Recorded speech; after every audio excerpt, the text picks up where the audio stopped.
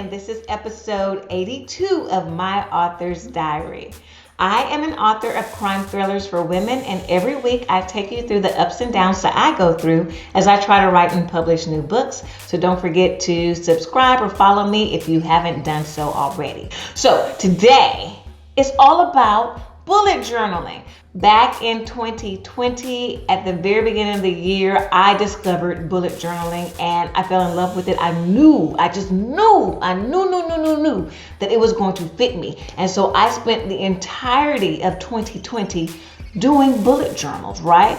Well, one bullet journal that I kept up for the entire year.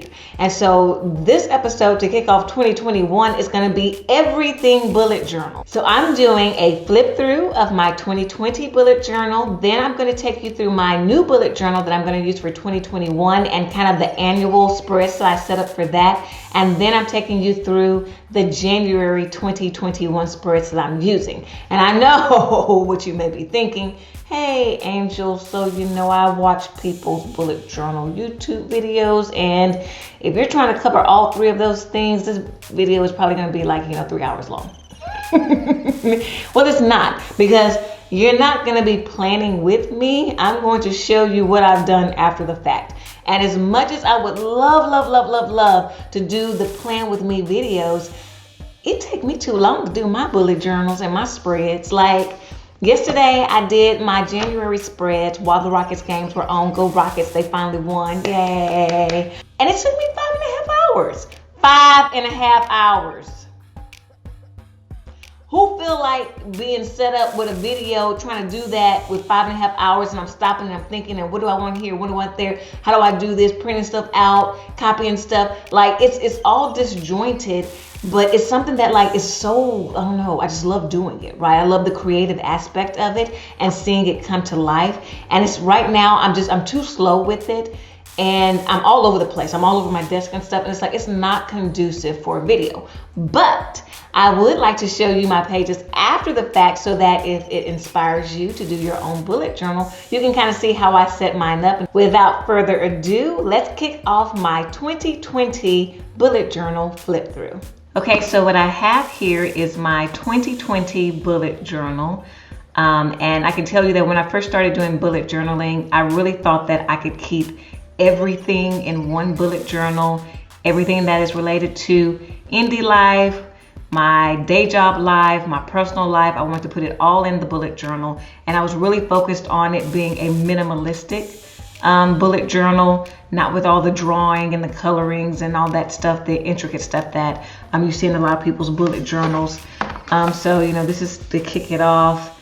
Here's my first page. I wanted to actually have a quote. Not sure if you can read what that says, but it says, "Do or do not, there is no try, Yoda." Yoda. I used to be able to do a good Yoda impression. Okay. And so I kind of followed the actual key that they say to do for bullet journals. Then I set up an index, and as you can see, around May time frame, I kind of abandoned the index, and I'll explain to you why I abandoned that later on. But so far, I had started off really doing the index. Then I had the future log, and as you can see, COVID-19 hit, and so everything that happened kind of after that ended up being, crossed out. This was my annual fitness tracker. I was trying to keep track of my workouts, which days I did workouts on and all that kind of stuff. This was my weight loss goals and plans and the stuff that I was planning to do to try to lose weight, and with that goal there. And then this kicked into my January month at a glance. Again, very minimalistic, had the tasks. Had my workout log with my weight and all that kind of stuff, and then kind of just went day by day and wrote down just the different things I needed to get done, and then marked them off if I got them done. I had a books read in 2020 tracker, which again got abandoned around the March time frame. Thank you again, COVID, for all that you did for us. So again, you see just a lot of lots of notes by day, workout logs kind of in between. I had a fallen hero writing tracker that kind of fell off, didn't finish that past February. And again, you see some of those things are They were more annual things that I keep track of, but they're kind of embedded within different pages. See, that doesn't really fit with the way I think. Had content marketing things, that, ideas that I had here, and the date of, when I did it on the blog or the newsletter or Facebook or the video. So again, very minimalistic and not cohesive enough for me. Then got into February, so you'll see that it's the same pattern. Then March came along again, very much the same. I tried a writing dashboard, and I actually abandoned this in March, but it's something that I'm bringing back in my 2021 bullet journal, because I really do want to keep track of, okay, even if I'm not writing or plotting or doing something that I can tangibly see about my stories, if I'm thinking through or doing dream zoning or something like that, I want to make a note of that so I can keep track of like how long it takes me to actually complete novels. And so I did bring back the writing dashboard. Then we get to April, and I decide, you know what? I need a creative outlet.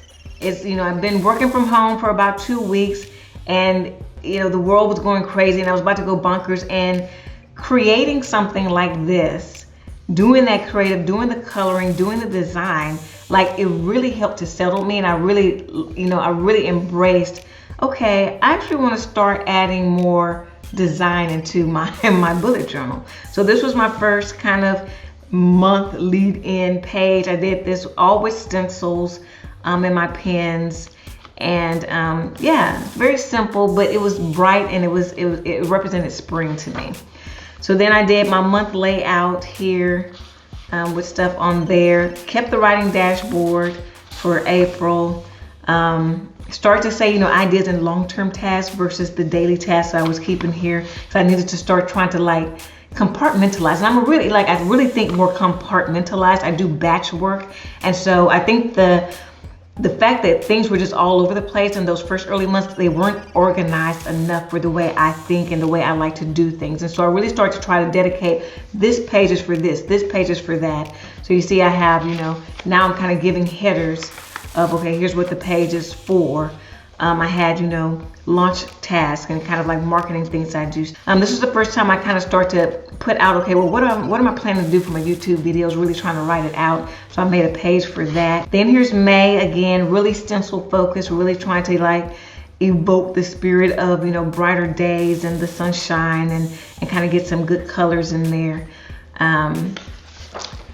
Then I start to say, okay, well, here's kind of how I want the calendar to look for my month. And I want to be able to track my Facebook posts. So now you're really starting to see what my bullet journals converted to and what they will continue to look like. I want to keep track of all my Facebook posts and make a note of what I needed to do, mark those off when I've done them. Then my YouTube planner started to take shape. And so this is what my YouTube planner continues to look like even today. And I really think May is when I really start to say, okay, you know what? Here's what I need from a bullet journal. Here's how I need to set up. Here's how I need to be organized. It has the right categories that I need for the things that I know that I do on a monthly basis. I have my book launch and promo tasks. Then I really started to be like, I really want to get into some color. I want to do some drawing. And so June was the first time when I said, you know what?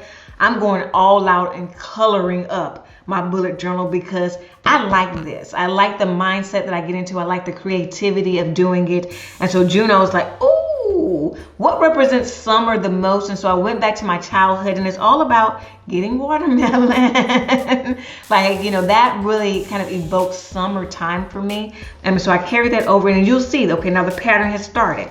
Got the June month, got the Sunday tasks, got the get this done, got the Facebook post. These pages are starting to look very similar. Got my YouTube planner. It's starting to flow. It's starting to click. I'm liking the bullet journal. I'm like, this is what I need to have set up. You can see like I have a washi tape border here. And that's how I started to mark where the months began. Then we get into July, and this is when there was a lot, all the Black Lives Matter things were really coming up. And during that time frame, I really wanted to creatively put that on the page. And so I developed this spread. This is really a hand doing the heart like this. And I found some clip art with that, with the Black Lives Matter on Google. And I just really wanted to kind of emulate that in my bullet journal. But I made the skin be different words that reflect diversity issues and diversity topics and stuff. And so if you read through the skin is basically these words that are promoting diversity, promoting ending racism, and promoting justice. Had the Black Lives Matter, had the roses. Roses are beautiful, but there's still thorns on them. I really do love this spread. I think it's gorgeous, and it really helped me to work through a lot of emotions during that time. But it bled through my paper, right? Because this paper, and this is not a real like bullet journal. This is just like a different journal, and so I had to like put some stuff so that, because it was bleeding through. And so then on this page it had bled through so much there was no way I could write something on top of it. So then I took some of my old scrapbooking items and made the monthly spread here for July. And then you see the same thing, the someday task, the Facebook post is starting to get a little redundant. Just the color schemes and stuff end up being different. Then here was August. This was me because I really wanted to travel. I want to float away. I want to go away. It's like I'm so used to traveling. I should have been preparing for going to New York for the US Open, and I couldn't. And so the hot air balloons really just helped to evoke that, like, wanting to lift off and go somewhere, rise above expectations. I really want to get out of town though. And again, picking the color scheme, but basically the spreads are set. They look exactly the same. Have some, different clip art. I mean, not clip art, but some drawings and some doodles on the page. But you can see my spreads are pretty much set now. This is when I was doing my audiobook review, trying to get that done. So I had some pages on that. Have different color washi tape here. This spread, I was so upset for September because I am usually at the US Open watching tennis live all day, all night, and I couldn't do that. I still took off the time from work, and so I did a US Open tennis spread. These are the colors for the US Open. I have my tennis racket, I have the balls, and so we got the little tennis court, US Open blue, and it really, this made me feel better about not being able to go there. And then again, you start to see the spreads. Okay, they look the same. Not much to say there. Same spreads there. Then for October, I did Great Pumpkin, Charlie Brown. This is when I found coloring books. And so I would print out the coloring books, put it beneath the paper because this paper is really thin, and I would trace it and then I would just draw it in. And so that's kind of how I was doing my spreads then.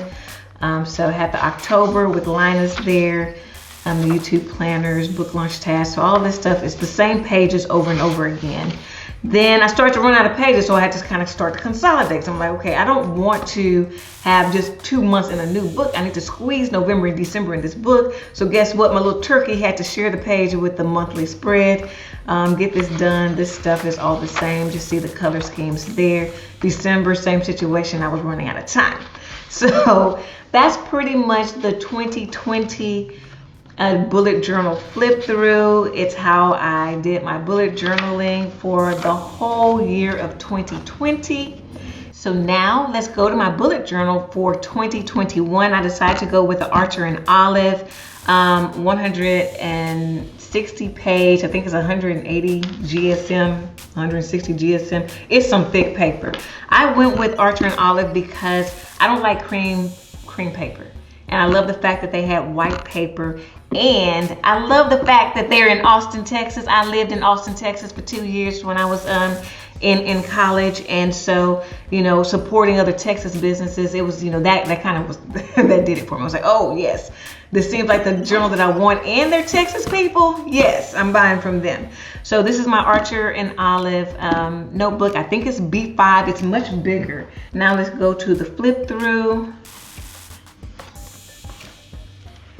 So I decided to match the outside of the bullet journal for my kind of core spreads that I need that will carry me through annual things that I keep track of. And so the outside is this lovely, like rich, dark forest green with the gold leaf lettering. And so that's exactly what I mirrored here. I have the dark green. I have a tree with the gold leaves. I have my inspirational quote for the year 2021. It is from the Bible, Philemon 1:21, knowing that you will do even more than I ask. I'm trying to do even more than what is asked of me in 2021. This is not washi tape. This is actually scrapbooking stuff because I have tons of scrapbooking stuff in a closet from decades ago when I was really big in scrapbooking. Then I move on to social media and newsletter stats. So now all of these kind of annual tracking pages are all in the front of my bullet journal. It's way better organized. Have the newsletter, Facebook, YouTube views, website visitors, and BookBub followers that I'll be keeping track of for all of 2021. Then I have YouTube video ideas. This is where I just jot down if an idea pops in my head or something that I know that I want to do, but I'm not sure what date I'm going to do it on. I won't put it in the monthly spread. I'll put it on this page here and check this. So whenever I have, when I think about what I want to do for my YouTube videos, then, okay, this page ended up being a little bit of a nightmare. This is me. I am the only one who will understand what's on this spread. Here are the tasks that I go through to write a book. So I start off with plotting and outlining. Then I write the OM is original manuscript version 1. So, and that's how I name my files. So OM version 1. Typically I write about 50% of that, and then I hit, the brakes come on, right? And I'm like, oh, wait a minute. Something's wrong with this plot. Something's wrong with this. Something's wrong with that. And so I end up doing this self-edit of the original manuscript version 1, 50% of the book, not even the full book. I revise the plot, and then I start back at the beginning. And so that kicks into original manuscript version 2, and that's when I write the entire book. Then I hand it over to the editor to review. Then I'm addressing the comments from the editor, so that ends up being OM version 3. Then I go through a read aloud editing to make sure that it all sounds good and catch any things that I hadn't caught before. Then the beta readers get it. Then version 4 is addressing beta reader and proofreader comments. Then I go to final formatting, arcs, and then the release week. And so this is how many weeks it takes me to complete each one of these tasks, whether the book is 90,000 words, 60,000 words, or 30,000 words. So this is really going to help me plan out what can I get done in 2021. So I'll go into this spread, this novel plan at a glance, in my 2021 goals video. So I won't do too much of that right here, but you see all this, it looks like, some type of, code, hieroglyphic code or something like that. I thought it was going to be a lot clearer, like a quick glance, like quick at a glance. Yeah, you got some deciphering that you got to do between these pages, and I won't do it this way ever again, but I understand this. It's just like nobody else would understand it. Then I broke down the same information because, again, I didn't like the way the plan at a glance kind of ended up looking. So then for each of the things that I plan to write in 2021, I have some pages on that. So I won't spend too much time on this right now. I'll cover that more so in my 2021 goals. And now we have my January 2021 spread. I love this spread. I, decided that I want to do really New Year focus for the January monthly spread. So I want to do fireworks in the sky. And then I got the bright idea of I want a skyline, but I don't want just any skyline. I want H-Town skyline, y'all. So I found some clip art of the H-Town skyline. This paper too thick, so I couldn't even trace it. So I had to put it on top, do that hard press etching around the edges to make the little indentation so that I could then go back through it and create this Houston skyline. And I know where each one of these buildings are. I worked downtown long enough to know exactly what each one of these buildings are. And then I put Happy New Year Houston down here, H-Town Girl for Life. So, and I have all of my fireworks in the sky and the monthly spread there. So I really love this. I think it's vibrant. Still using the washi tape to mark each month. So I'm going to put that on the ends because, again, I don't do page numbers anymore. I know where things are supposed to be in the spread. So now this will look very familiar from my old bullet journal. The Get This Done, the Someday task, my Facebook posts. I started writing in it already because it is Jan 1 and I kind of needed to get my thoughts down on paper. So these are not blank. I already start using them. YouTube planner, this week 1. This is the video that I'm doing right now. Here are the notes that I have. Let's see, have I done everything that I was supposed to do or supposed to say about it? Oh yeah, so yeah, right here.